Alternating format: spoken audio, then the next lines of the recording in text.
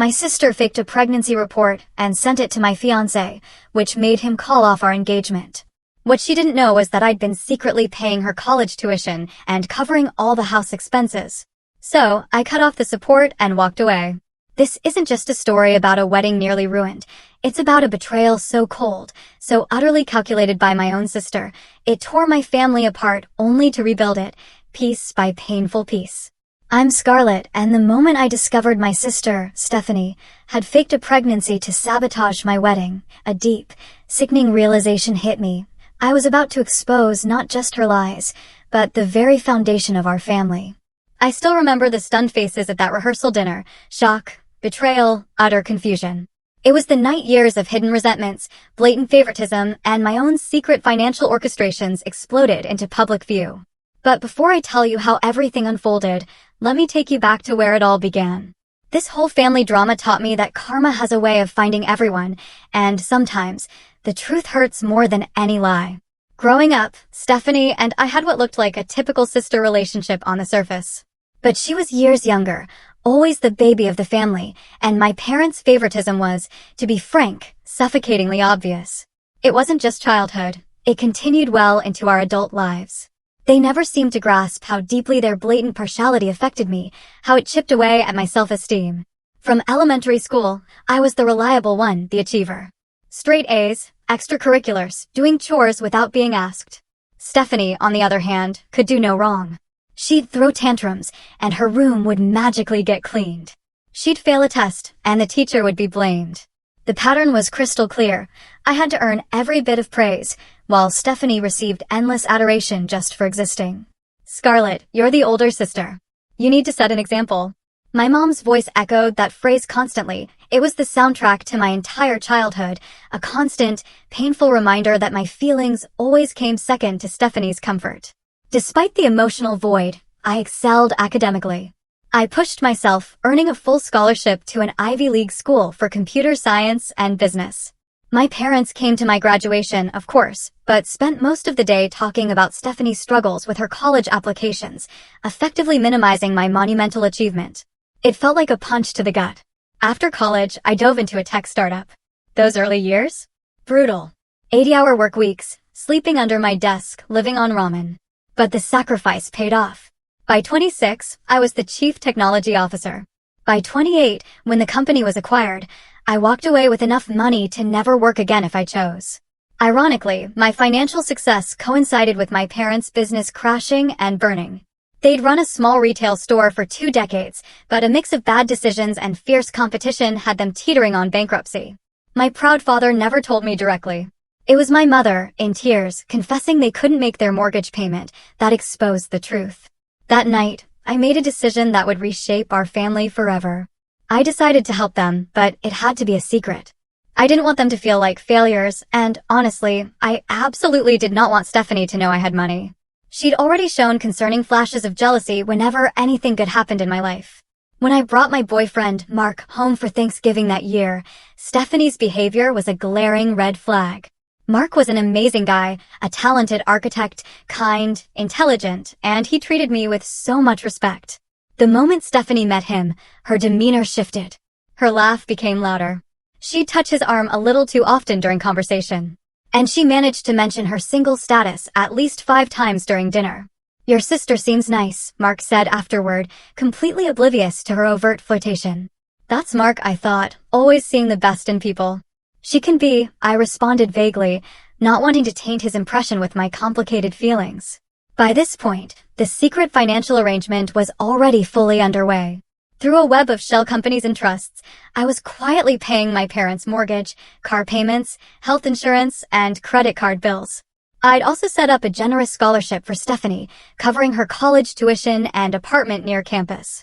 None of them knew the money came from me. My parents believed they'd qualified for some special financial assistance programs. Stephanie thought her scholarship came from a mysterious alumni foundation. I wanted to help, yes, but without becoming the family ATM, and most importantly, without ever having to hear my parents praise Stephanie for receiving financial help while I'd had to claw and fight for everything I ever had. Looking back, I see now I was only enabling unhealthy patterns instead of fostering genuine growth. But at the time, it felt like the kindest, most dignified solution. I was preserving their pride while ensuring they were cared for. What I didn't realize was how my carefully constructed secrecy would eventually collide with Stephanie's deep-seated jealousy, creating the perfect storm that almost destroyed our entire family. The acquisition of our tech company wasn't just successful, it was the kind of exit that screamed headlines. Our small team had created an innovative algorithm a major tech giant couldn't resist. When the dust settled, I found myself with a net worth of over $12 million before my 30th birthday. I invested conservatively, donated to causes I believed in, bought a comfortable but far from extravagant house, and set aside a significant chunk for my family's needs. I wasn't flashy. I drove the same Honda I'd had for years and lived well below my means. Few people knew the true extent of my wealth, and that was exactly how I wanted it. When I found out how dire my parents' situation had become, I was genuinely shocked. 3 months behind on their mortgage, maxed out credit cards, predatory loans just to keep their store afloat. The weight of that knowledge was immense. These were the people who'd always preached financial savvy, who'd lectured me about responsibility while indulging Stephanie's every whim. "Miss Preston, are you sure you want to structure things this way?" my financial advisor, Thomas, had asked when I explained my anonymous plan. Family financial entanglements can get complicated quickly. "I'm sure," I insisted. "They absolutely cannot know it's coming from me." Thomas helped me create several legal entities to act as buffers. A trust seemingly from a distant relative, a fake scholarship fund for Stephanie, a business grant program that selected my parents for assistance. The paperwork was legitimate, the funding sources were all me. Within weeks, my parents received a letter, approved for a special refinancing program, mortgage payment slashed by 60%. Another letter, a business stabilization grant. Stephanie received notice that an anonymous donor had chosen her for a full-ride scholarship covering tuition, housing, and a monthly stipend. The change was immediate and dramatic. My parents looked visibly less stressed at family dinners. Stephanie moved from her cramped dorm room to a luxury apartment near campus. Their gratitude was directed at faceless institutions and lucky circumstances, never at me. For a while, this arrangement felt perfect. I could help my family without altering our dysfunctional relationship dynamic. But cracks soon began to appear.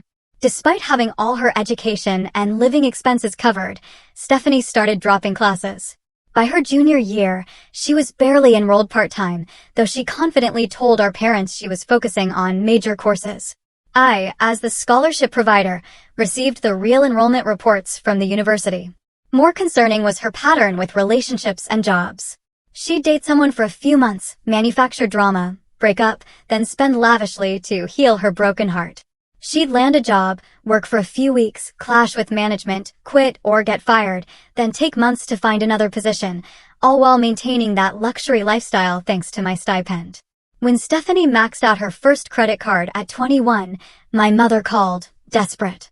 "Scarlett, I hate to ask, but your sister is in a bit of trouble financially. We helped as much as we could, but with the store still recovering." I pretended to contribute a small amount, while secretly paying off the entire card through my financial network. This pattern repeated several times over the next few years, the amounts growing larger with each crisis.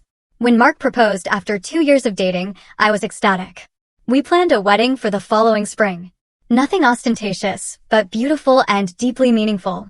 My parents insisted on contributing, so I arranged for them to receive an unexpected insurance reimbursement they could use for wedding expenses.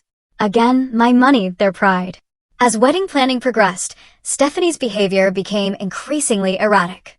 As my maid of honor, she was involved in many aspects, but she seemed to actively sabotage at every turn. Appointments mysteriously rescheduled without my knowledge. Deposits went missing. Vendor communications accidentally deleted from her phone. I tried to chalk it up to her general disorganization, but a chilling pattern was emerging that I couldn't ignore much longer. One night, while reviewing my financial monitoring systems, I noticed unusual withdrawals from Stephanie's account. She'd visited an urgent care clinic and made several purchases at a medical supply store. Around the same time, I found evidence she'd been researching pregnancy symptoms, medical terminology, and, chillingly, how to create fake medical documents. A cold dread washed over me. I upped the monitoring on her accounts and communications, justifying the invasion of privacy with my spiraling concern. What I discovered was far worse than I imagined. Stephanie wasn't just jealous of my wedding, she was actively plotting to ruin it. Wedding planning should have been one of the happiest times of my life, but Stephanie had turned it into a minefield of stress and doubt. As maid of honor, she had unparalleled access, which she clearly saw as ample opportunity for sabotage. The first major red flag popped up 3 months before the wedding when I showed up at the florist, only to be told my appointment had been rescheduled for the following week. Stephanie had called, claiming to be my assistant, and changed it without telling me. When confronted, she feigned innocence. "I thought I told you. I must have forgotten to text you after they called me. Wedding brain, right?" She laughed it off, but something in her eyes didn't match her carefree explanation. A week later, our venue called in a panic. They hadn't received the deposit to secure our date. I distinctly remembered giving Stephanie a check to deliver during her lunch break, since the venue was near her apartment. The check had been cashed, but somehow, the money never reached the venue. Stephanie claimed there must have been a mix-up at their office and, with practiced ease, offered to handle it. I later discovered she had deposited the check into her own account and used my money to make a down payment on a new car. It was just a timing issue with my account, she'd explained when I confronted her with the bank records. I was going to transfer the money to them this week. I chose to believe her, writing it off as typical Stephanie financial irresponsibility rather than outright malice. Looking back, I was so willfully blind. The engagement party gave me more unsettling evidence of Stephanie's true intentions. Mark's brother, James, pulled me aside during the celebration. "I don't want to cause drama," he said uncomfortably, "but I think you should know your sister has been texting Mark pretty frequently. He mentioned she kept asking him to meet for coffee to discuss wedding surprises for you." Mark confirmed this when I asked him privately, showing me the increasingly flirtatious messages Stephanie had been politely deflecting. He hadn't mentioned them because he didn't want to create tension between us. "I thought she was just being friendly," he'd said, looking troubled. Should I be worried? No, I'd assured him, though worry was gnawing at me. "I'll handle Stephanie." When I confronted her, she burst into tears, claiming she was just trying to make sure Mark was good enough for me. Her performance was convincing, complete with trembling lips and wet eyes. I almost believed her until I saw her checking her reflection in a nearby mirror to see how she looked while crying. Around this time, Stephanie started dropping hints about mysterious doctor appointments and vague health concerns. At first, she was coy, leaving breadcrumbs for the family to follow. "I don't want to worry anyone," she'd say at family dinner, "but the doctor wants to run some additional tests. It's probably nothing." My mother would immediately launch into a panic, demanding details, offering to accompany Stephanie to appointments. My father would grow quiet, his face etched with worry. The attention would remain squarely on Stephanie for the rest of the evening, any mention of wedding plans completely forgotten. During bridesmaid dress fittings, Stephanie created another scene, claiming she needed a larger size because she was retaining water due to her medical condition. When the seamstress innocently suggested alterations instead, Stephanie became tearful. "You don't understand," she whispered, loudly enough for everyone to hear. "There might be a reason I need extra room in a few months, if you know what I mean." The other bridesmaids immediately swarmed her with questions and congratulations, despite Stephanie's theatrical insistence that it was too early to say anything definite. I watched this performance with growing suspicion, noting how her eyes constantly darted to gauge my reaction. My doubts multiplied, but family loyalty, that stubborn, suffocating force, kept me from voicing them. Then I found Stephanie's diary while helping my parents clean their attic. I knew I shouldn't read it. But when I saw Mark's name, and my name, repeatedly mentioned, my curiosity overrode my ethics.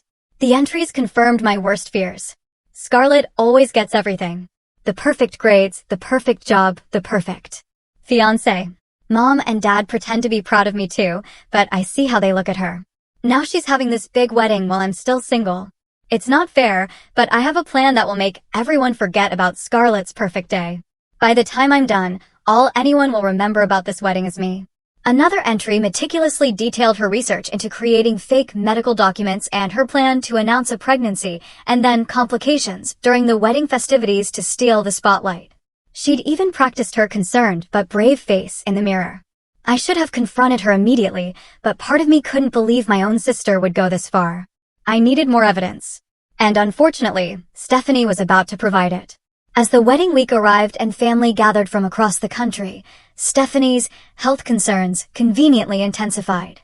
She scheduled her dramatic revelation for the rehearsal dinner, where she would have the largest audience. I watched her preparations with a growing sense of dread and cold determination. She had no idea that I knew her plan, nor did she realize how much power I actually held over her entire life. The stage was set for a confrontation that would change our family forever. The night of the rehearsal dinner, I slipped a folder of financial documents into my purse. Irrefutable evidence of my years of support. If Stephanie wanted to play with fire, she was about to learn I controlled the whole damn forest. Our rehearsal dinner was held at the Belmont, an upscale restaurant with a private dining room overlooking the city skyline. Mark and I had chosen it for its intimate atmosphere and exceptional food. Crystal chandeliers cast a warm glow over the long mahogany table where 40 of our closest friends and family gathered. The room hummed with conversation and laughter as everyone enjoyed cocktails before the meal. I should have been savoring these moments, but my attention was fixed on Stephanie, who was acting increasingly strange. She kept checking her phone, stepping away for mysterious calls, and whispering with one of her friends who wasn't even part of the wedding party. She'd chosen to wear a form-fitting dress that emphasized her midsection, which she kept rubbing absently, ensuring everyone noticed. "Are you feeling okay, Stephanie?" my mother asked, loudly enough for nearby guests to hear. "You seem uncomfortable, sweetheart." "I'm fine, Mom," Stephanie replied with a brave smile that didn't quite reach her eyes. "Just a little tired. The doctor said I need to rest more in my condition." My mother's eyes widened, and she launched into a hushed but animated conversation with Stephanie. I watched them from across the room, noting how Stephanie strategically positioned herself so most guests could observe their apparently private discussion. Mark approached, handing me a glass of champagne. "Everything okay? You've barely smiled all evening." "Just wetting nerves," I lied, not wanting to ruin his night with my suspicions. "I'm going to check on the seating arrangements." Instead, I watched Stephanie. The moment she finally put down her phone and disappeared down the hallway to the restroom, I made my move. Her designer purse sat unattended at her place setting, her phone on top, still unlocked. I knew I had perhaps 2 minutes before she returned. My heart pounded as I quickly picked up the phone, feeling like a thief despite being in pursuit of the brutal truth. A text conversation with someone named Jess was open on the screen. *Jess, Stephanie, the fake report is perfect. Doctor's office letterhead and everything. Stephanie, hell yes. The announcement tonight. Then complications during the ceremony. All eyes on me. Not Miss Perfect. Jess. What if someone calls the doctor to check? Stephanie. No one would dare. Besides, I'll have a miscarriage after the honeymoon. Perfect timing to ruin their return. Jess. Your sister will hate you forever. Stephanie. She'll get over it. Besides, she has everything else. I deserve one day where people care about me. I quickly scrolled through more messages, finding photos of the forged pregnancy documents and details of her plan to fake crying spells, and eventually a dramatic collapse during our vows. My hands shook with a potent mix of rage and heartbreak.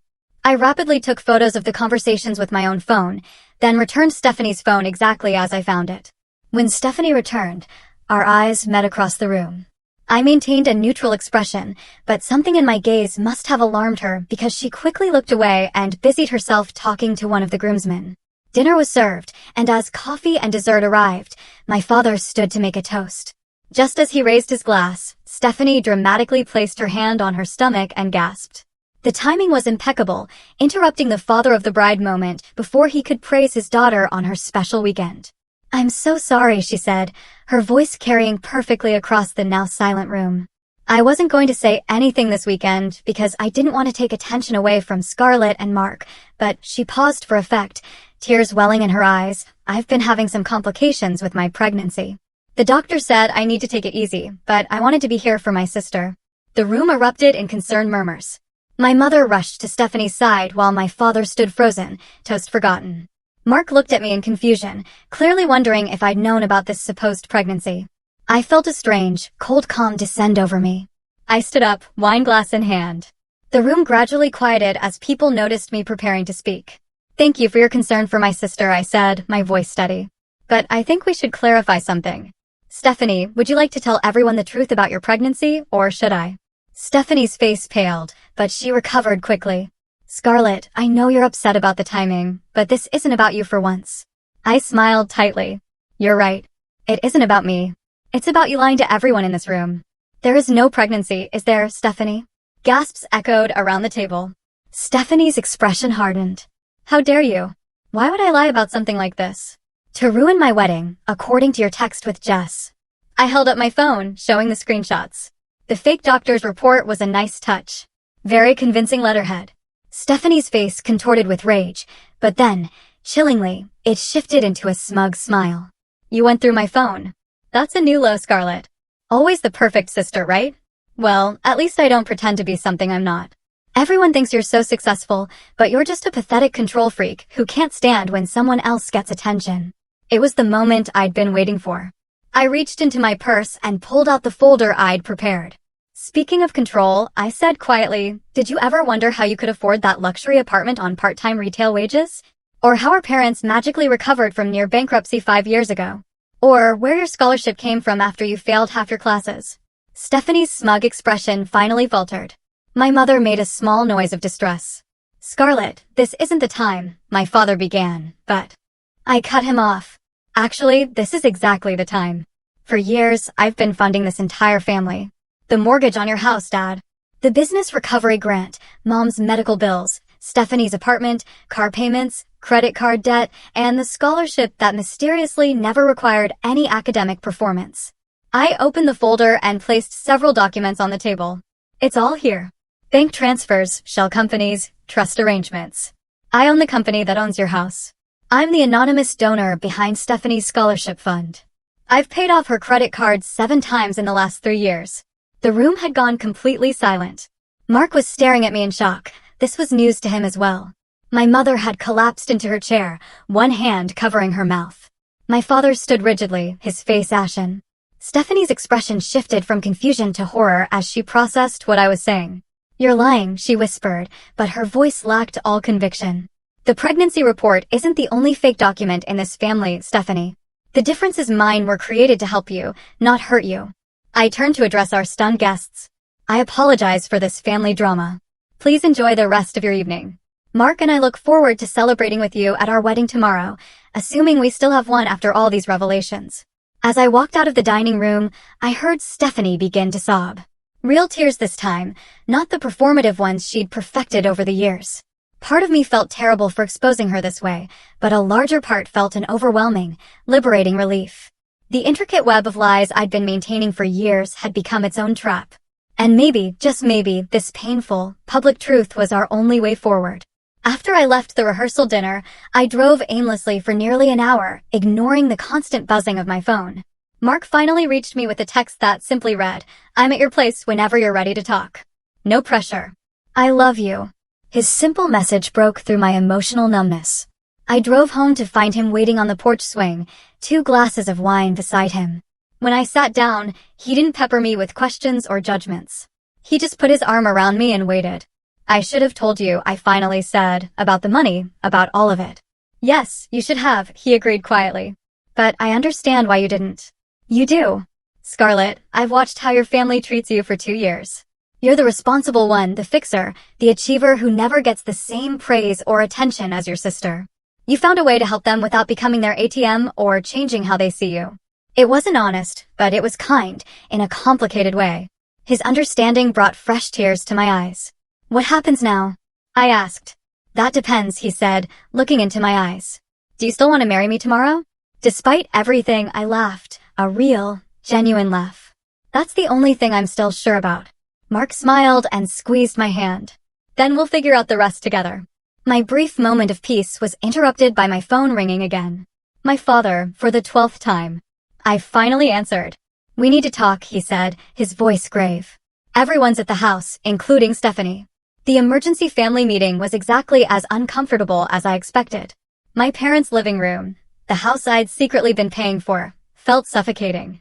My mother sat rigid on the sofa, eyes red from crying. My father paced by the fireplace. Stephanie was curled in an armchair, looking smaller than I'd seen her in years. Explain everything, my father demanded the moment I walked in. From the beginning. So I did. I told them about the company acquisition, the money I'd made, discovering their financial troubles, and my elaborate plan to help without changing our family dynamic.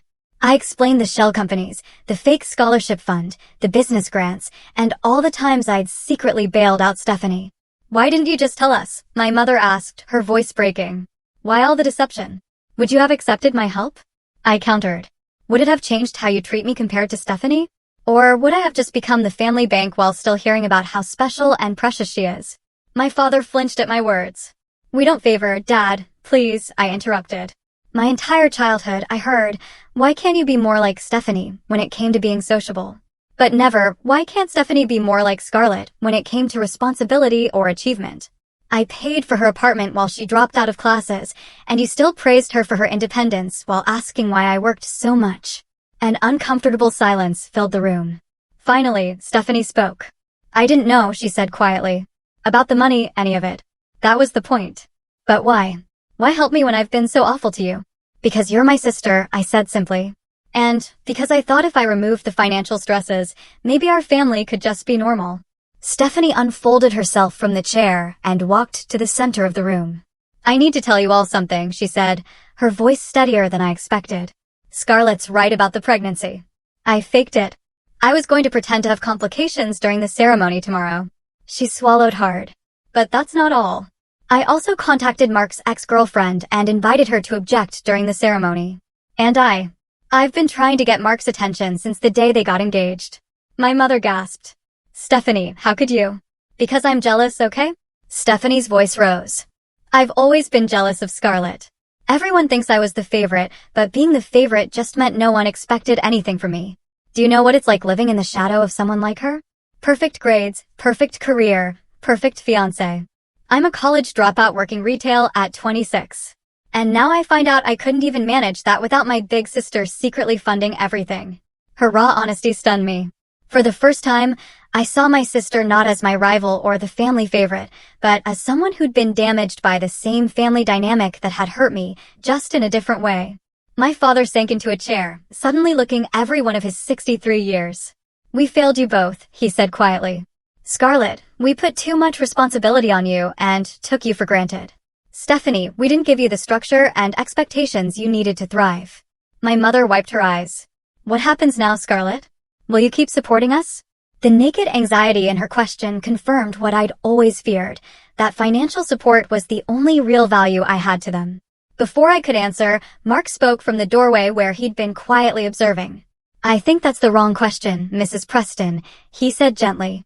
Maybe the first question should be how to rebuild trust in this family, not who's paying for what. I'd never loved him more than in that moment. The wedding is postponed, I announced. Mark and I will decide later if and when we reschedule. As for financial support, I took a deep breath. It stops today. All of it. But the mortgage. My father began. You have 2 months of payments left in the account. That's enough time to figure out your next steps. Stephanie, your lease is paid through the end of the month. You can't just cut us off, my mother protested. I can. And I am. Not to punish you, but because this arrangement isn't healthy for any of us. I've enabled dependencies that have stunted our growth as a family. My pronouncement was met with shocked silence. Stephanie was the first to recover. She's right, she said, surprising everyone. This isn't normal or healthy. I need to stand on my own 2 feet for once. In the days that followed, our extended family inevitably took sides. Some cousins thought I was cruel for cutting off support, while others praised me for finally establishing boundaries. I started seeing a therapist to process my complicated feelings about my family and my own role in creating the unhealthy dynamic. Mark stood by me through it all, never judging, always supportive. One night, as we discussed whether to reschedule the wedding or elope, he offered an insight that would change my entire perspective. You know what's interesting about your family? He said. You've all been living according to a script about who you are, the responsible one, the favorite, the struggling parents. But none of you chose those roles. You inherited them and never questioned them. So what do? I asked. Rewrite the script, he said simply. All of you. With that thought in mind, I approached the task of rebuilding my family relationships, not as the responsible big sister or secret benefactor, but simply as Scarlett, figuring it out one day at a time. 1 month after the rehearsal dinner revelation, the full impact of the financial reckoning hit my family like a tidal wave. Stephanie received an eviction notice when she couldn't make her rent payment. Her car, which I'd been making payments on for years, was at risk of repossession. My parents, who had been living in a house they couldn't afford and maintaining a lifestyle beyond their means, face the harsh reality of their actual financial situation. I maintained my distance, but stayed informed through Mark, who had unexpectedly become the family mediator. He reported that my parents were arguing constantly about money, my mother wanting to ask me for help, my father insisting they needed to solve their own problems for once. "Your dad's looking at retirement account options," Mark told me after having coffee with my father. "And your mom is researching how to sell the house themselves to avoid realtor fees." "And Stephanie?" I asked, trying to sound casual. "She's applied for 7 jobs in the past week. Actual full-time positions, not just retail." I felt a complex mix of emotions: guilt for their struggles, pride that they were finally taking action, and lingering hurt from years of family dynamics that had led to this breaking point. After 6 weeks of separation, I agreed to meet my parents for lunch at a modest diner, their choice, which itself signaled a profound change. My mother had lost weight, and my father's hair seemed grayer, but they both greeted me with genuine warmth rather than the tense formality I'd expected.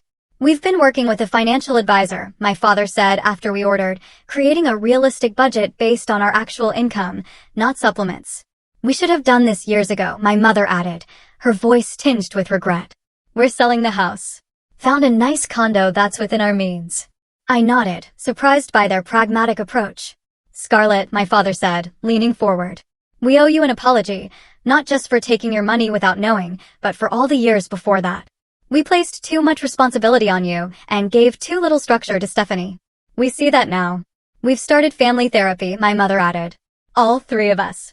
We'd like you to join when you're ready." Their humility and self-awareness caught me off guard. I'd expected defensiveness or manipulation, not genuine accountability. After lunch, Mark suggested a compromise that surprised me. What if he set up a proper, transparent financial arrangement? Not secretly funding everything, but maybe helping with specific things with clear boundaries. Like what? Like offering to help your parents with a down payment on the condo as a gift, not a secret payment. Or helping Stephanie with tuition if she goes back to school, but with clear academic requirements. The idea had merit. It would allow me to help my family without enabling dependency or resentment. After consideration, I called a family meeting at Mark's house, neutral territory, to discuss the path forward. Stephanie arrived first, looking noticeably different. Gone were the designer clothes and perfectly styled hair. She wore jeans and a simple blouse, her hair pulled back in a practical ponytail. "I got a job," she announced without preamble, at Westfield Architecture. "Mark's friend Carlos hired me as an office manager." "That's great," I said, genuinely pleased. "How's it going?" "Hard," she admitted. "I've never had to be somewhere at 8 a.m. every day, actually accountable for things, but I kind of like it. Having structure, I mean." My parents arrived next, bringing a folder of financial documents. "We've worked out a budget," my father explained, "based solely on our income and the equity we'll get from downsizing. And we'd like your input," my mother added. "Not your money." I reviewed their plans, impressed by their thoroughness. The condo they'd found was modest but nice, and their new budget accounted for all necessities while eliminating luxuries they'd grown accustomed to. "This looks solid," I said, returning the folder. "I'd like to make a proposal, though." I outlined a limited support plan, a one-time gift to help with a condo down payment contingent on them sticking to their budget, tuition assistance for Stephanie if she returned to school contingent on maintaining AB average, and a small emergency fund for true family crises administered by an independent trustee. "This isn't an ATM arrangement," I clarified. "These are specific supports with clear boundaries and expectations." To my surprise, my father shook his head. "We appreciate the offer, Scarlett, but we need to do this ourselves for now. Maybe revisit in a year when we've proven to ourselves, as much as to you, that we can be financially responsible." Their refusal of my help was perhaps the strongest evidence that real change was finally occurring. As we continued talking, another revelation emerged. Stephanie had been stealing from our parents for years, taking cash from their wallets and business, secretly contributing to their financial problems. "I'd convinced myself they owed it to me," she admitted, not meeting anyone's eyes. "I never thought of it as stealing." The admission stunned me.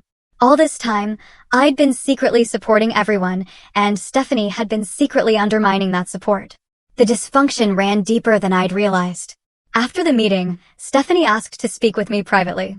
We walked to a nearby park, sitting on a bench overlooking a small pond. "I hit rock bottom last week," she said, watching ducks glide across the water. "Got down to my last $20. No credit, no savings, nothing. I went to a pawn shop to sell Mom's bracelet that I'd borrowed. Did you sell it? She shook her head. I couldn't go through with it. That's when I realized how far I'd fallen. Ready to sell a stolen family heirloom for cash. I walked out and applied for jobs all day instead. Her vulnerability cracked something open in me. For the first time in years, maybe ever, we were having an honest conversation without pretense or competition. I never wanted to hurt you, she continued. Not really. I just wanted what you had. Not the money, but the confidence, the certainty. You always knew who you are and what you want. I laughed softly. That's the biggest myth about me. I've been terrified and uncertain plenty of times. I just didn't show it. Why not? Because I was the responsible one, the achiever. That was my role. And I was the screw-up, Stephanie said quietly. The eternal child who couldn't be trusted with responsibility. We sat in silence, contemplating how we'd both been constrained by these family-assigned identities. I found your journal, I admitted. That's how I knew about the fake pregnancy plan. Instead of anger, Stephanie looked relieved. I'm glad you did. I don't think I would have had the courage to stop myself. As sunset painted the sky in vibrant oranges and pinks, Stephanie reached over and took my hand. I'm sorry, Scarlett, for everything. I want to be better. Not like you. I'll never be like you, but a better version of me. I squeezed her hand. I'd like to know that version of Stephanie. Walking back, I realized Mark was right. We were rewriting the script, creating new possibilities for who we could be as individuals and as a family. The process would be messy and imperfect, but for the first time in years, it felt authentic. 6 months after the dramatic rehearsal dinner revelation, I stood in the small dressing room of a beachside venue, adjusting my simple white dress. Mark and I had decided to move forward with a much smaller, more intimate wedding. 40 guests instead of 200, a local restaurant reception instead of a hotel ballroom, wildflowers instead of elaborate arrangements. You look beautiful, my mother said from the doorway. Our relationship had transformed over the past months. Without the secret financial ties, and with the help of family therapy, we'd begun developing a more honest connection. She was learning to see me as a complete person rather than just the responsible one. And I was learning to share my vulnerabilities with her. Is Stephanie here? I asked, trying to sound casual. My mother nodded. She's helping arrange the chairs on the beach. She's nervous about seeing you. Stephanie was not in my wedding party this time. That trust would take longer to rebuild, but I had invited her as a guest, a first step toward healing. The changes in our family over those 6 months had been remarkable. My parents had sold their large house and moved into a comfortable condo they could actually afford. My father had taken a part-time consulting position to supplement his income, and my mother had started a small online business selling handcrafted jewelry. They weren't wealthy, but they were making ends meet. Honestly, Stephanie had surprised everyone with her transformation. Still working at Westfield Architecture, she'd received her first promotion and was taking evening classes to complete her business degree. She lived in a modest apartment with a roommate, drove a used car she'd purchased herself, and was slowly building her credit score through responsible financial habits. Our family therapy sessions had been challenging but enlightening. We'd uncovered patterns of behavior that stretched back generations. My father's parents had favored his younger brother, creating the template he unconsciously replicated with his own daughters. My mother's family had valued appearance over substance, explaining her discomfort with financial transparency. These insights didn't excuse the dysfunction, but they helped us understand and address it. Mark and I had established clear boundaries about future family financial support. We created a small education fund for Stephanie with specific conditions. She needed to maintain her grades, continue therapy, and demonstrate financial responsibility. For my parents, we offered matching contributions to a retirement account, encouraging their independence while providing a safety net. It's time, my father said, appearing at the door. He looked different, his posture more relaxed, his smile more genuine. Ready? I took his arm and we made our way down to the beach where chairs had been arranged in a semicircle facing the ocean. Mark waited near the water's edge, handsome in his light gray suit. Our closest friends and family members turned to watch as my father walked me down the sandy aisle. I spotted Stephanie in the second row wearing a simple blue dress, her hair loose around her shoulders. Our eyes met briefly, and she gave me a small, sincere smile, not the performative grin she'd perfected over the years, but something real and a little sad. The ceremony was brief and heartfelt. Mark and I exchanged vows we'd written ourselves, promising honesty, partnership, and growth. As we sealed our marriage with a kiss, I felt a sense of rightness that had been missing from our original wedding plans. This ceremony reflected who we truly were, not who we thought we should be. At the reception held at a local restaurant overlooking the water, Stephanie approached me hesitantly during the meal. "Congratulations," she said, keeping a respectful distance. "Everything was beautiful." "Thank you for coming," I replied. "It means a lot." An awkward silence stretched between us until Stephanie took a deep breath. "I have something for you. Not a wedding gift exactly, but, well, here." She handed me an envelope. Inside was a business plan, meticulously researched, professionally presented, for a small graphic design company she wanted to launch after completing her degree. "I'm not asking for funding," she clarified quickly. "I just wanted your opinion as someone who built something successful." I was touched by the gesture and what it represented. Stephanie seeking my input as an equal, not for manipulation or competition. "I'd be happy to review it," I said. "Maybe we could get coffee next week to discuss it." Her face lit up with genuine pleasure. "I'd like that." Later, during the toasts, Stephanie surprised everyone by standing and asking to speak. Mark squeezed my hand as she nervously approached the microphone. "I'm not in the wedding party," she began. "And there are good reasons for that. But I wanted to say something to my sister and Mark." She paused, collecting herself. "Scarlett, you've always been my benchmark, the person I measured myself against, and always fell short. It made me resent you instead of recognizing how much I could learn from you. What I've realized over these past months is that your success didn't take anything away from me. Your light doesn't diminish mine. It can help me find my own path." Tears pricked my eyes as she continued. "Mark, thank you for loving my sister and for your kindness to our family even when we didn't deserve it. And thank you both for giving me the chance to be here today, to witness the beginning of your life together." She raised her glass. "To Scarlett and Mark, may your honesty with each other create the foundation for a lifetime of happiness." After the toasts, while Mark danced with my mother, my father sat beside me at the table. "I have a confession," he said quietly. "I knew about your financial support earlier than you think. Not the extent of it, but I suspected." "How?" I asked, surprised. "The timing was too convenient. Our business troubles easing right when your company was acquired."